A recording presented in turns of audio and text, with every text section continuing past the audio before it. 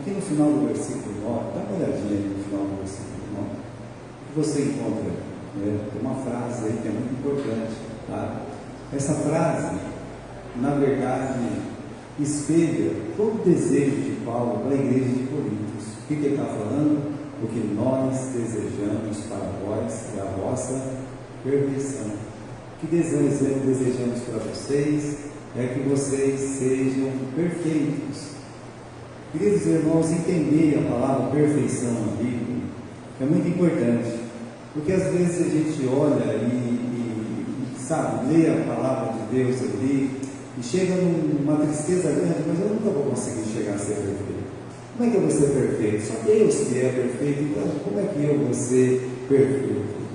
Note, a palavra perfeição na Bíblia, ela significa amadurecimento, amadurecer. Então, quando Deus está falando, eu quero que vocês sejam perfeitos, Ele quer que você possa amadurecer. Uma fruta, ela realmente é uma fruta perfeita, não quando ela está verde e não quando ela está podre, mas quando ela está o quê? Quando ela está madura. Deus permite que ela esteja nesse estágio de amadurecimento para que ela possa ser desfrutada, possa ser útil para o fim para o qual ela foi criada. Então, quando Paulo fala assim, olha, o meu desejo para vocês é que a igreja possa amadurecer, que a igreja possa sair do estágio de estar verde ainda, crua, sabe, amarga, despreparada, não válida para o princípio que foi criado, ou pode estar podre, né? Pessoas orgulhosas, soberbas, cheias de si. Não existe uma podridão maior do que a arrogância e a soberba. Mas aí, quão útil pode ser um crente que amadurece? Quão abençoada pode ser uma vida usada por Deus, porque ela cresceu espiritualmente, chegou naquele estágio de que as coisas externas lá fora, sim, sempre vai nos afetar de alguma forma, mas não a ponto de atrapalhar o seu relacionamento com Deus e o seu amor pelas almas, porque é isso que estava acontecendo com a igreja de Corinto.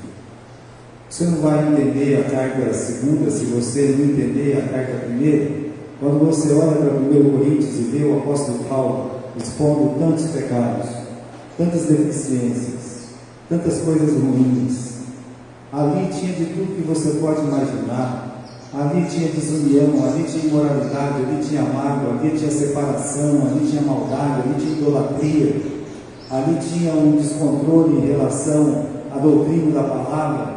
Então você vê quanta coisa ruim tinha na igreja de Corinto, uma igreja grande, uma igreja que estava crescendo apesar de tudo, e pessoas ali dentro daquela igreja desanimando umas às outras, ou pessoas ali naquela igreja trabalhando contra a própria igreja, pessoas dentro daquela igreja querendo destruir a imagem do apóstolo Paulo perante eles. Então não era uma coisa só, era um combo do caos, combo da destruição. E aí o apóstolo Paulo chega no final da segunda carta e diz, olha, o que eu desejo para vocês é que vocês possam crescer, que vocês possam amadurecer. Porque uma igreja madura, ela vai saber resolver todos os problemas que tinham lá na primeira carta de Coríntios. Chegou um momento lá na igreja de Corinto, acho que é no capítulo 6, né, que ele fala, olha, não tem nenhum irmão espiritual aí, não tem nenhum irmão crescido espiritualmente que possa resolver esse caso. Tinha dois irmãos brigando, será que não tem ninguém entre vós que seja espiritual que possa resolver esse problema? Mas não tinha. Por que não tinha? Porque a igreja podia ser grande, estava prosperando em número, só que era uma igreja egoísta, era uma igreja despreparada, era uma igreja que estava verde ou muito madura, mas não estava madura, não estava útil para ser usada. Portanto, irmãos, esse conselho, ele é quase que uma chave de ouro em tudo que Paulo falou, seja na primeira carta, seja na segunda carta, é uma chave de ouro, é um complemento maravilhoso, onde ele está fazendo um pedido. Ele fala assim, olha, o que eu desejo para vocês é que vocês possam crescer espiritualmente. O que eu desejo para vocês é que vocês sejam uma igreja madura, que vocês tenham uma mente madura, vocês tenham um coração maduro, que vocês tenham um trabalho maduro para o Senhor, que vocês possam ter um amor perfeito. O amor perfeito é um amor maduro. É um amor que, se alguém fizer mal para você, você continua amando. É um amor que, quando você está triste por alguma coisa, você continua amando. Por quê? Porque você é maduro. Aqui, irmãos, tem uma palavra, em busca do bem-estar espiritual da igreja. Porque é o que diz o versículo 9. É a busca do apóstolo Paulo pelo bem-estar da igreja. Aí vem uma pergunta, será que a igreja está em crise mesmo? É interessante que algumas pessoas fora da igreja sabem mais da igreja do que a própria igreja. Uma pesquisa que foi feita em muitos lugares, em muitas igrejas no mundo inteiro, estão afirmando aí que a igreja, em 50 anos, ela vai acabar. Porque moralmente, espiritualmente, a igreja está acabada, A igreja não é mais um lugar confiável, a igreja não é mais um lugar seguro, a igreja não é mais a casa de Deus, a igreja... Então eles estão prevendo que daqui a 50 anos a igreja ela vai terminar. Não vai ter mais isso que tem igreja hoje. Nós estudamos aqui na quarta-feira, um estudo que foi muito importante, que nós estávamos falando sobre como é que a igreja está no mundo hoje. Por exemplo, quando eu falo de igreja, eu vou falar do número de cristãos no mundo. Todo mundo fala, os cristãos estão acabando. Não, pelo contrário. Olha, os cristãos, eles estão crescendo, e eles estão crescendo muito no mundo. Não, mas eu estou olhando para a Europa lá, realmente a Europa está praticamente falida. É verdade. Quando você olha para a Europa, está praticamente falida. Quando você olha para a América do Norte, está caindo também. Não está como estava antes, mas também não é uma coisa absurda. Para vocês terem uma ideia, por ano nos Estados Unidos fecha 4.000 igrejas. É bastante, você fechar 4.000 igrejas por ano. Então vai acabar. Calma lá, mas está abrindo 3.800, quer dizer que está fechando aqui, mas está abrindo ali. É o contrário da Europa.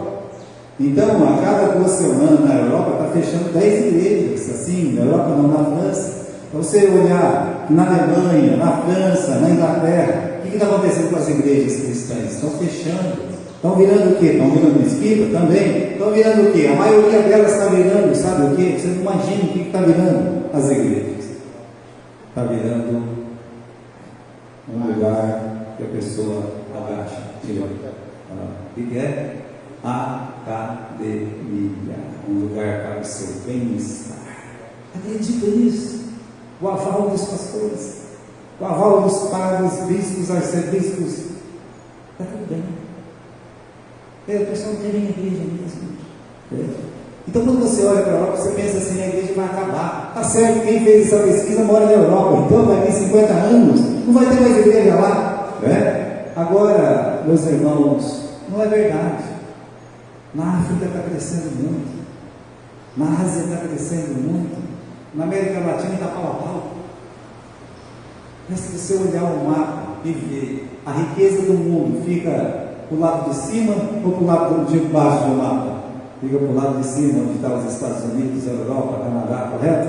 Então, o lado de cima do mapa é a riqueza. E embaixo está o quê? Os países do terceiro mundo. É onde o Evangelho está crescendo. Não vai ser diferente. Em lugar nenhum desse mundo.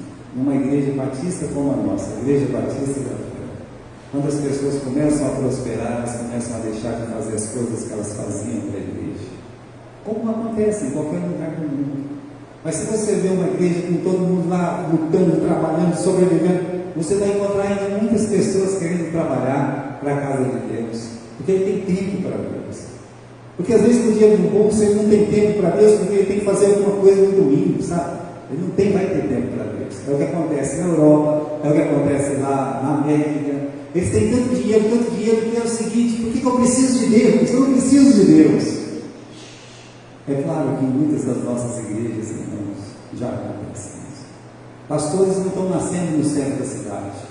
Pastores estão nascendo aonde? Nas pequenas igrejas, onde o caos e a miséria impera. Mas é de lá que saem os pastores. Agora, esses mesmos que fazem essa pesquisa, eles estão apontando o caminho da sobrevivência. Pasmem, nem crentes são, Eles talvez nem participam de nenhuma igreja, fizeram essa pesquisa que daqui 50 anos, né, a igreja vai acabar, e aí a fonte dos pesquisadores, quem que eles pesquisaram? Descrente fora e dentro da igreja, crente que despreza o ensino da Bíblia. Então, um descrente fora da igreja, um descrente dentro da igreja, um crente dentro da igreja que não se interessa pelo estudo da Bíblia, ele está sendo assim interrogado. O que você acha da igreja? Eu não gosto não. E o que você pensa que vai acontecer com a igreja? A igreja vai acabar. Bom, é assim. Se você fizer uma pesquisa dessa num lugar desse, está o que dá. Agora, o que eles estão apontando como caminho da sobrevivência? Criar igreja cibernética, virtual, ou desenvolver igreja doméstica que ninguém tem controle sobre ela. Olha, é o que estão dizendo que vai acontecer daqui a 50 anos, que as igrejas serão virtuais e cibernéticas, vai ser nos lares, não vai ter mais aquele negócio, sabe, de ninguém mandar ninguém, coisa e tal, porque o pastor é que manda e tal, isso vai acabar. Legal isso. Eliminar as igrejas congregacionais e conservadoras, isso é uma coisa que eles querem fazer sempre. Substituir pregadores por apresentadores. Para que pregadores se nós podemos ter um apresentador? Esse negócio, a pessoa vai na igreja, escuta uma mensagem, uma coisa cansativa, é chata, então vamos colocar uma pessoa lá que apresente, né? que seja legal, que fale o que as pessoas querem ouvir, que nem fala em 2 Timóteo, no capítulo 4. Fala o quê, né? Eles têm você no ouvido, então tem que buscar um mestre que fala o quê? Que o ouvido quer ouvir. Então eles não precisam de pastores, precisam de apresentadores. Abolir sermão, exposição bíblica, série bíblica, porque a pessoa não pode vir sempre e fica decepcionada. O pastor quer estudar o livro de Lucas. Aonde que esse livro vai ficar o ano inteiro estudando o livro de Lucas? Né? Lá eu tenho tempo para ir na igreja de domingo e ficar escutando o livro de Lucas. Aí eu não vou poder seguir essa série. Não estamos falando de série. Série é lá no Netflix. Série é lá na televisão. Mas eles entendem que é uma série. Não é uma série. Não é um episódio. É Bíblia. E isso, quem despreza, são pessoas que não têm compromisso com Deus. Então, irmãos, cuidado quando você ouve falar que a igreja está em crise. Não é assim, né? O que devemos ter, o que determina o caráter da igreja, né? A igreja está vivendo mesmo uma crise moral, espiritual, né? E aí, novamente, procuram soluções e respostas aonde? Nas fontes mais baixas possíveis. Descrente fora e dentro da igreja, filósofos modernos, agentes da mídia, numa turba cujo avô já foi crente, os filhos estão sendo desviados e os netos são perversos. Então, a fonte que ele... O que está acontecendo com a igreja? O que você acha da igreja? Aí vem lá uma apresentadora da Globo que nunca pisou numa igreja, que toda semana está fazendo um serviço numa macumba, num saravá, e ela entende mais da igreja do que o irmão que está na igreja. Já pensou que é assim que funcionam as coisas? E aí o crente que está lá, sabe, fiel a Deus até, ouvindo aquela coisa lá na televisão, fala, é verdade mesmo, né? A igreja vai acabar daqui a 50 anos, é isso que vai acontecer. Quem está falando isso? A Globo News? A CNN? A Record News? Qual a fonte? Portanto, meus irmãos, o que determina o caráter da igreja é a palavra. A palavra, ela condena toda a falha moral dos cristãos. A igreja de Corinto fala caos. O que a palavra fez? Condenou o caos. A palavra aponta o mal, mas também aponta o quê? A cura. O apóstolo Paulo falava do pecado, mas apontava o quê? A cura para o pecado. A única maneira da igreja combater a crise do nosso tempo é o quê? Seja crise moral ou espiritual. É quando a palavra de Deus opera de uma forma poderosa, quando as pessoas elas deixam de ouvir bobagem e passam a olhar para a palavra de Deus. Você quer ver como as pessoas se afastam fácil da igreja? Começa a ouvir bobagem. Começa a escutar bobagem. A pessoa pode ficar aqui dentro da igreja, dentro ou fora da igreja, ou no meio da rua. Dependendo da pessoa que ela senta, que ela passa a conversar, que ela passa a conviver, ela passa a odiar a igreja, o pastor da igreja, os irmãos da igreja. Porque tem prazer em ouvir bobagem. Tem muito prazer. Sabe, o pastor João contava uma história que aconteceu com ele quando ele era rapazinho, tinha uns 12, 13 anos, né? Aí o pastor chamava Manga, o sobrenome do pastor era Manga. Tá? E naquele jipão antigo, né, lá por idos de 1930 e pouco, né, se ele tinha 11, 12 anos, era 1930.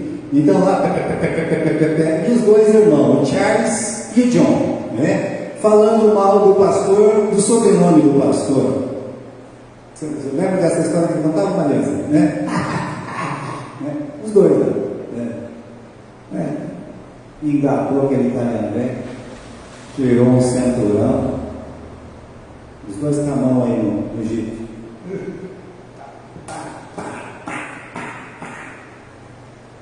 Para não falar mal do pastor da igreja, para não falar mal da sua igreja. Acabou. Eles nunca mais, né? Mas os pais batem palmas se alguém fala mal da igreja. Conforme o mal que eles fazem isso, a natureza dos seus filhos, a natureza espiritual, é muito grande. Talvez é por isso que o pastor cresceu com tanto amor pela casa de Deus e morreu com tanto amor, sabe? Então na alta ela recebeu uma herança vultuosa quando a mãe dela morreu. Vultuosa. Ela pegou aquela herança, ela transformou aquela herança na igreja que hoje está lá em Nova Fátima, Congonhas, a cidade de Leópolis, em Uraí. Todos aqueles templos foram construídos com a herança da dona Alta. O pastor Júlio podia pegar aquele dinheiro e comprar um carro novo para ele. Um carro novo não, ele podia ter comprado uns 4, 5 carros 0 quilômetro para ele. Mas eles não, eles amavam muito a igreja. Por isso, o que determina o caráter da igreja é quando a palavra de Deus opera poderosamente. Você faz a palavra de Deus cumprir na sua vida e mostra para os seus filhos, para a sua descendência, o grau de seriedade que você leva para a palavra de Deus. Então, qual deve ser a nossa preocupação na igreja? Né? Então, ela é composta por crentes e não por descrentes. Essas coisas que eles falam não têm valor para nós. A nossa preocupação na igreja não é agradar os não crentes ou os crentes desavisados. Uma igreja virtual cibernética, não. A nossa questão é agradar o que? Agradar a Deus. Devemos levar os crentes a um estado de santidade, como Paulo falou, né? O meu desejo para vós é o que? É o vosso amadurecimento, a um estado de bem-estar espiritual. Então, é isso que ele está falando, meus irmãos. No final da epístola, se você ler o final da epístola aqui, vamos lá no capítulo 14, 13, né? Que ele fala assim no versículo 11: quanto mais, meus irmãos, alegrai-vos sempre, né? Sede consolados. O que mais que ele fala aqui? Sede perfeitos. Olha, a primeira coisa que ele fala, sede perfeitos, ou seja, vocês precisam amadurecer. Então, esse é o desejo do apóstolo Paulo para a igreja, é a palavra final dele para a igreja. Agora, irmãos, vamos voltar, né? Esse é o desejo dele, mas o desejo implica em ações, implica em atitudes, implica em escolhas, implica de realmente buscar o bem-estar, mas fazer por onde que esse bem-estar ele reine na casa de Deus. Por isso, olha lá, qual era o temor de Paulo? Ele está dizendo, pela terceira vez eu vou lá com vocês, no capítulo 12 nós lemos isso. Volta lá para o 2 Coríntios capítulo 12, versículo 20. Paulo diz assim, né? Vamos lá, capítulo 12, né? Versículo 20. Eu receio que quando chegar, não vos ache como eu quereria, e eu seja achado de vós como não quereríeis, e de alguma maneira haja pendências, invejas, iras, porfias, difamações, intrigas, orgulhos, tumultos, E quando eu for outra vez, o Senhor Deus me humilhe para convosco e chore por muitos daqueles que antes pecaram e não se arrependeram do seu pecado, e fornicação, e desonestidade, e cometeram. Então, qual que era o temor de Paulo nessa terceira vez que ele ia visitar os coríntios? Qual que é a preocupação? De encontrar vocês com contendas, ciúmes, iras, disputa, calúnia, fofoca, arrogância. Eu temo que quando eu for, serei envergonhado, humilhado, me lamentarei, porque encontrarei pessoas que continuam pecando, que não se arrependeram da sua impureza, imoralidade, sensualidade que praticaram. Então, qual é o grande temor do apóstolo Paulo? É depois de falar tudo que ele falou no livro de 1 Coríntios, falar tudo que ele falou no livro de 2 Coríntios, agora ele vai lá visitar eles e nada mudou, nada mudou. Sabe aqueles irmãos que estavam disputando a primazia, no capítulo 3, sei, estão brigando ali. Sabe aquele irmão imoral no capítulo 5? Sei, ele não resolveu o problema dele ainda. Sabe aqueles irmãos que estão brigando um com o outro, levando um na justiça lá no capítulo 6? Sei, então, eles ainda estão com o caso não na justiça. Sabe aqueles problemas de casamento que tinha no capítulo 7? Sei, então, está tendo ainda esses problemas lá, ninguém quer resolver nada. Sabe o problema da ceia? Cada um estava fazendo o que quiser na hora da ceia? Sei, então eles continuam fazendo as coisas. Então Paulo está dizendo, eu temo que quando eu for ter convosco, vai continuar tudo do mesmo jeito. Ninguém quer resolver nada, ninguém quer crescer, ninguém quer amadurecer, está tudo igual. Então, meus irmãos, esses pecados aqui referidos em 20 e 21, olha, primeiro, do versículo 20, os pecados do versículo 20 destroem a unidade da igreja. E os pecados do versículo 21 destroem a santidade da igreja. É por isso que todo pecado deve ser apurado, ele deve ser tratado, ele deve ser curado. Todo pecado, não importa o que for. Às vezes a gente fala, né? Tem um pecado que é maior que o outro. Você está enganado com Deus. Muito enganado. Se você pensar, o que mais destrói uma igreja está no começo do versículo 20, que é o quê? Contendas, brigas, confusão. Pode ser a pessoa mais santa do mundo na sua casa, pode ser a pessoa mais santa do mundo lá, sabe, no seu trabalho, mas se na igreja ele só arruma confusão, se na igreja ele vive na fofoca, se na igreja ele vive amando intriga, ele vai destruir a igreja que ele pertence. Por isso essa palavra está em primeiro, no versículo 20. É como Paulo explica no final do versículo 21. Encontrarei pessoas que continuaram pecando, que não se arrependeram. São pessoas que continuam no pecado e não se arrependeram do seu pecado.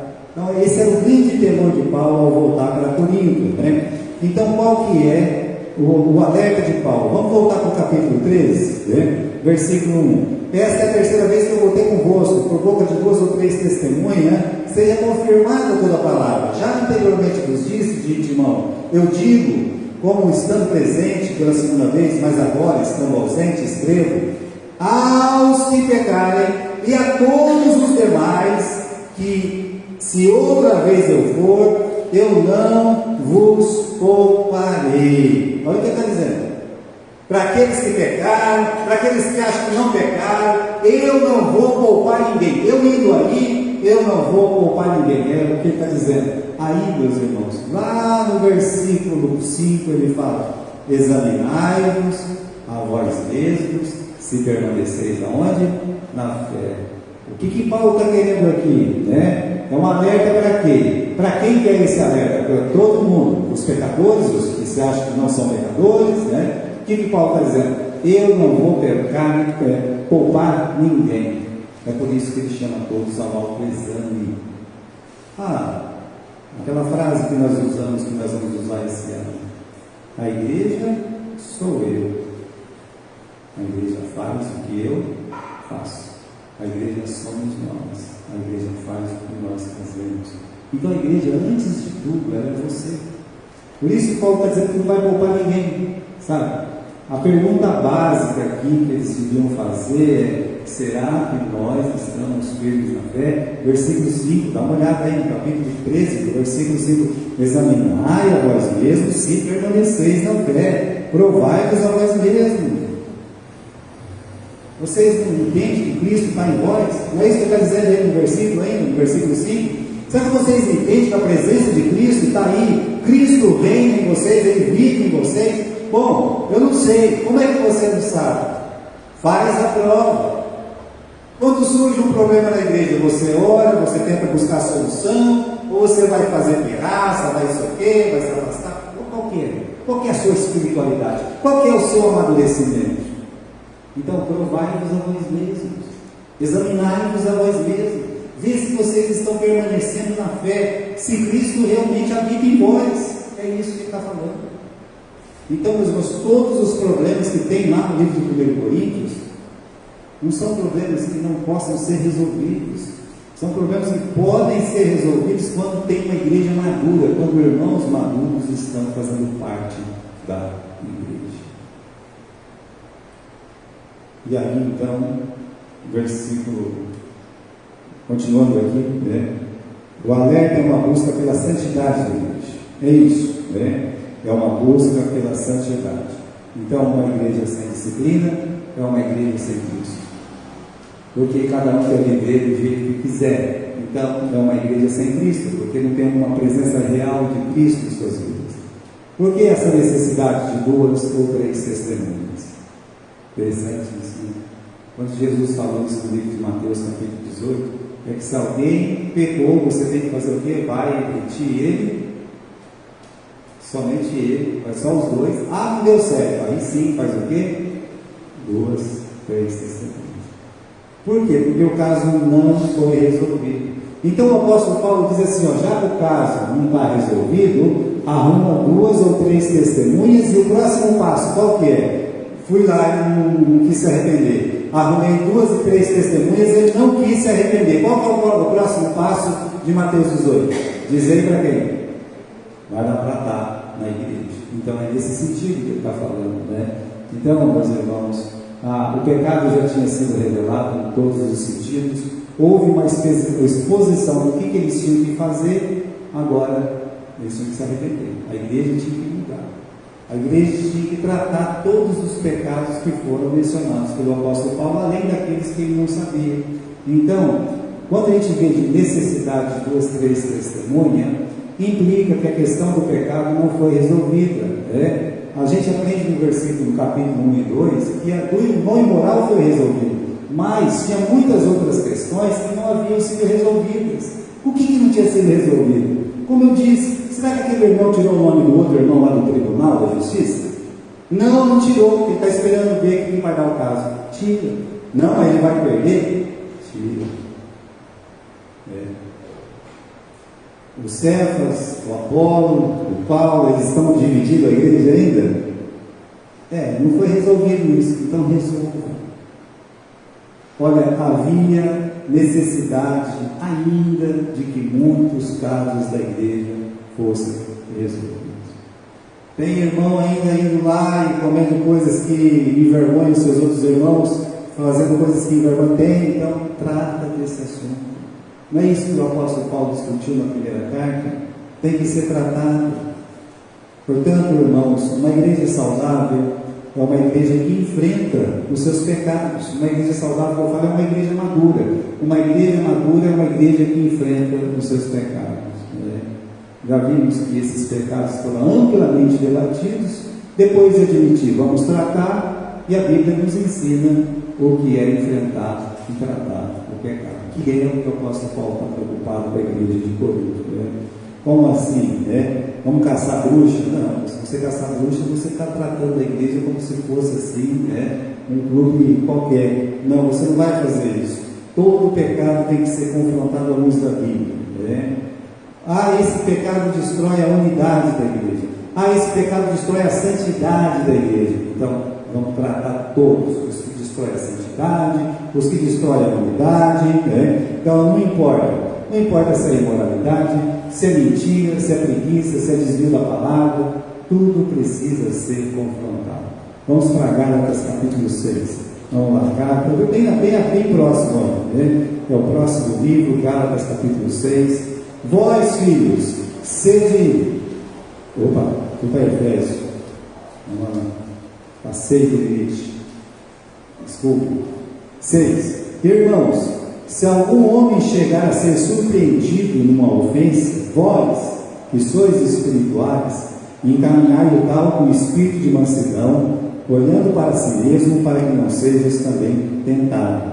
Levai as cargas uns dos outros, e assim cumprireis a lei de Cristo. Pois é, trata, carrega, para vocês cumprir a lei de Cristo. Vamos tratar. Agora, vós que sois espirituais, tem esse versículo nessa frase. Me lembro que eu estava ouvindo o pastor Davi Rete pregar uma vez. É uma igreja grande, né? Igreja nova. E ele estava pregando um dia e tinha uma criança muito mal criada. Pregando, e a criança subia no culto, sabe? Tinha uma caixa de ferro. O pastor está pregando. Aí o pastor parou para pregar. Ele sabia que aquela criança não era membro da igreja, filho de membro da igreja. Então ele disse: tem algum homem ou mulher espiritual nessa igreja que pode resolver isso? Ninguém. Aí disse que ele olhou lá para o irmão Leandro e disse: irmão Leandro, você é um espiritual, dá jeito nisso. Ele não vou dar jeito nisso. Ele foi lá e pegou a criança. É mesmo uma vergonha que o pastor tem que parar o culto para que o irmão espiritual tome decisões que ele pode tomar, ou uma mulher espiritual pode tomar decisões. Como é que eu vou fazer para que o culto seja livre e solto na sua palavra, que é o momento que Deus trabalha na sua palavra? Aí uma criança começa a desinvestar, a correr ou a berrar. Claro que alguma irmã vai se levantar, algum irmão vai se levantar e vai tentar tratar aquela questão. Homens espirituais, mulheres espirituais são homens maduros, são mulheres maduras, que no momento que necessitam, eles se apresentam para agir. Não é problema. Calma lá. A igreja sou eu. A igreja sou eu. Então veja, queridos irmãos, a Bíblia nos ensina a enfrentar e a tratar o pecado. Deus 18 é perfeito nisso. Devemos nos ater a essa realidade. 3 áreas que nunca devem ser negligenciadas na disciplina. O erro doutrinário não deve ser. Olha, ele é o regente. Estava falando com o irmão Rodolfo ontem, estou tentando fazer um discipulado com ele. Aí disse o irmão, né, ele falando sobre a sua ex-igreja, eu disse: vamos tomar uma decisão, nós vamos lá conversar com o seu pastor, e você vai honrar ele, você vai dizer para ele obrigado, porque ele foi a primeira pessoa que acreditou em você. E aí, se ele libera você, é claro, será um prazer ter você conosco aqui na igreja. Quem que faz isso?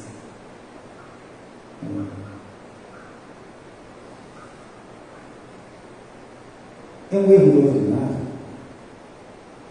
sabe? O erro doutrinário acaba com a igreja, faz uma igreja verdadeira se tornar uma igreja falsa. É uma igreja de Roma. O erro doutrinário faz com que um crente sincero se torne um Emineu e Alexandre, que causaram muitos males, não só a Paulo, mas a toda a fé, desviaram muitas pessoas da fé. A Bíblia chama o erro doutrinário do quê? De uma doença terrível.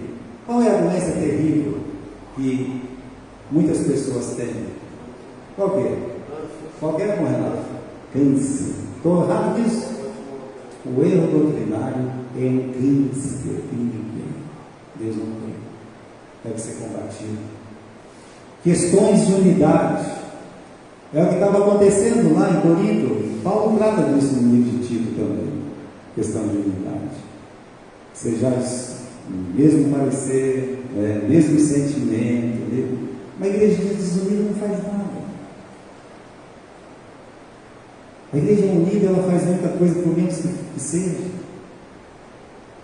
Então, irmãos, hoje eu fiquei parado ali atrás, você estava vendo lá os irmãos cantando, tocando aqui, todas essas coisas. Aí eu vi alguns meninos tocando, o irmão aqui dirigindo, com crianças aqui, com professores de um lado, com professores do outro, com professores chegando. Aí eu pensei assim, interessante. Todos, nesse momento, eles têm o mesmo objetivo: trabalhar na escola dominical. E funciona. A unidade funciona. A unidade é uma bênção, mas não pode ser só na escola dominical, tem que ser para tudo. Unidade é para tudo. A igreja é uma pelota só. E uma outra coisa que não deve ser negligenciada é a questão de pureza. Deus sempre quis a pureza do seu povo, sede santos, porque eu sou santo, diz o Senhor. Nós estamos vivendo um tempo terrível, Deus. Ô pastor, você não está vendo isso? Ô irmão, você não está vendo? Nós estamos vendo, a gente vai, a gente conversa. Mas, muitas vezes, nós não tratamos. E por não tratar, o que vai acontecer vai continuar o pecado. O pecado tem que ser confessado e tratado pela igreja. Sempre, qualquer um que seja. Qualquer pessoa que seja, não importa.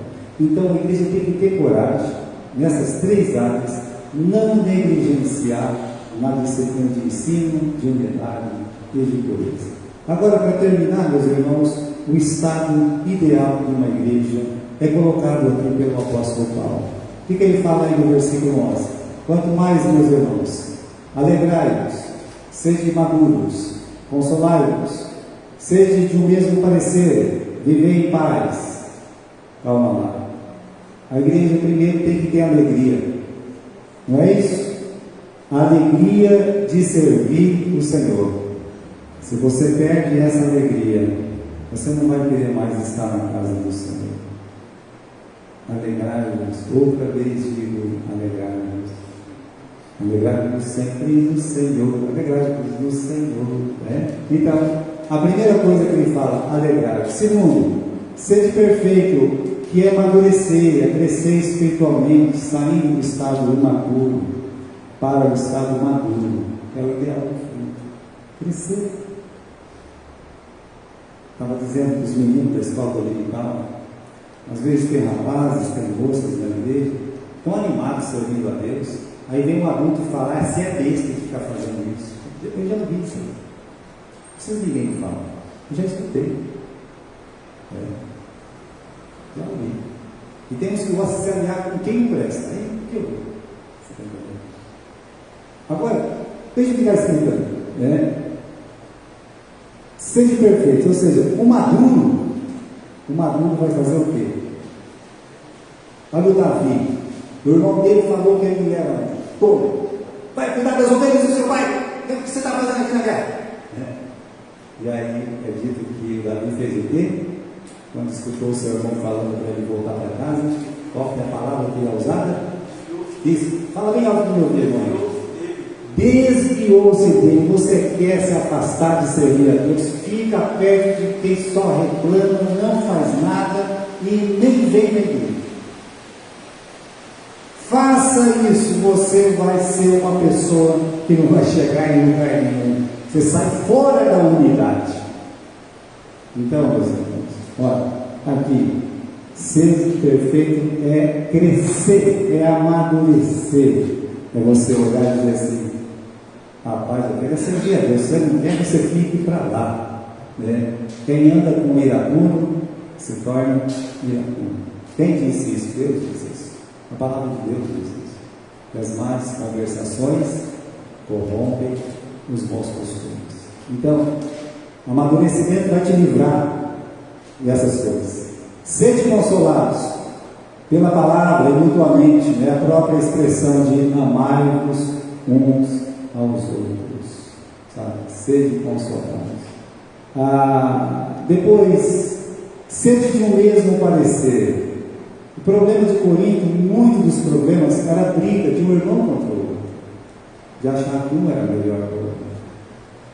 Eu falei aqui domingo passado das professoras, né, dos professores, não que isso tenha na nossa igreja, tá? Mas como é que eu vejo a sala ao lado? Eu vejo como uma pessoa, como um companheiro de luta, de batalha, né? É assim que eu vejo. Ou eu me vejo melhor que aquela professora, do que o professor, e quando chegar os alunos dessa pessoa, estou perdido, né? Ai, que dó, vou passar os meus alunos. Não, é claro que ninguém fala isso, porque ele vê aquela pessoa como um herói da fé. O mesmo parecer, né? E viver em paz. O fruto da justiça semeia-se na paz para os que exercitam paz. Eu quero ter paz. Ah, é? Eu quero. Eu quero ter paz lá em casa, mas você está promovendo a paz. Exercitar, com uma tradução que diz para os que promovem a paz. Você promove a paz na sua casa.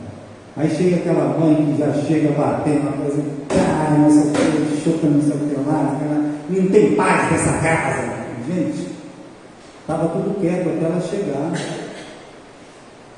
Estava tudo tranquilo. O gatinho estava dormindo no canto, o moleque estava brincando de carrinho, o menino estava brincando, o moleque daqui a pouco a porta. Pá! Cheguei! Ninguém me faz nada! Começa assim, né? Não tem paz! Aí coitado do marido chega, nem pisou no portão, dá um grito, né? E você? Né? Eu acabei de chegar. Eu nem sei o que está acontecendo, né? Ou é o pai que faz isso, ou é o filho que faz isso. Não importa. Esse versículo de paz, quando levado a sério, o fruto da justiça semeia-se na paz para os que promovem a paz. Eu quero ter paz, promova a paz. Promova. A mãe chega cansada em casa, alguém falou não sei o que para ela, vem, às vezes perdeu o ônibus, tem que vir a pé para casa, um sol medonho, uma luta, pensando, puxa vida, eu queria comprar um iogurte para meus filhinhos, não consigo e tal. Chega lá, uma criança está brigando com a outra, tem que ter uma confusão toda. Ela tem que promover a paz. Promover. Cada um está vivendo a mão. Cada um está vivendo a mão. Vamos ler o versículo ali. A palavra de Deus, meus irmãos. Acalma. Uma vez o pastor Paulo e outros irmãos foram chamados para expulsar um demônio. Aí tinha uns malucos lá na igreja, né, que era assessor do pastor. E a moça dava tapa e se jogava e dava um telequete, uma coisa terrível. Acertou ele no irmão lá, né? Aí esse irmão, ele resolveu do jeito dele, sabe? Já vou arrancar esse demônio agora, quer ver? Já levantou, vamos bater a coisa. Aí o pastor, não, mas ele disse, vamos ler um salmo.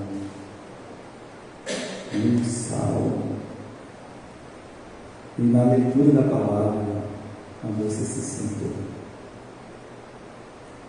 Veja, o fruto da justiça se semeia na paz, para quem promove o quê? A paz. Uma vez eu visitei uma igreja pentecostal que aconteceu isso. A pessoa estava lá naquele terreiro todo lá e não sei o quê, todo mundo lá gritando com aquele demônio, sabe? Uns pediam o nome do demônio, outros mandavam o demônio sair, aquela coisa toda.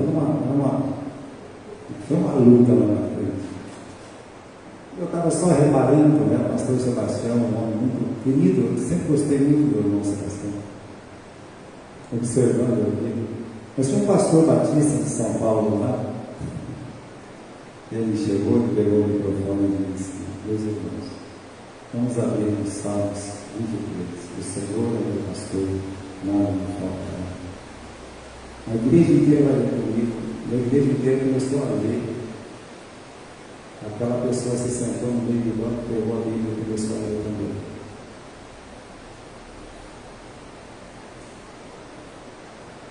Eu acho que Numa confusão, se você quiser, você aumenta a confusão e muito. Mas será que a igreja é o lugar disso?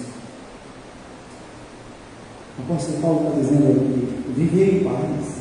Tenta viver em paz na igreja. Tenta viver em paz lá na sua casa. Pronto. Quantos problemas é resolver só porque a gente está vivendo em paz? Não tem um vizinho que eu tenho fulano que me dá paz, que meu patrão não paga. Vive em paz. Vai lá. Está orando para Deus, me dá outro emprego, me arruma outro vizinho, vai lá e arruma uma hora, não. Sabe? Você tá, Deus ele vai agir. Vou estar treinando você para ter paciência, para saber. É o jeito de Deus agir. Queridos irmãos, eu estou terminando essa carta de 2 Coríntios. Uma vez não estudei ela como deveria ter estudado com vocês. Está ficando muito difícil depois do curso do domingo de manhã, aqui. Então, o tempo é curto, o valor é muito grande, e às vezes as pessoas realmente não estão tão atentas, as pessoas têm que limpar do lado, outros têm que entregar as crianças. Eu sei que é uma luta muito grande. Mas aos troncos e barrancos, como dizia Mariazinha, nós conseguimos terminar mais um livro do Novo Testamento. Louvado seja o Senhor.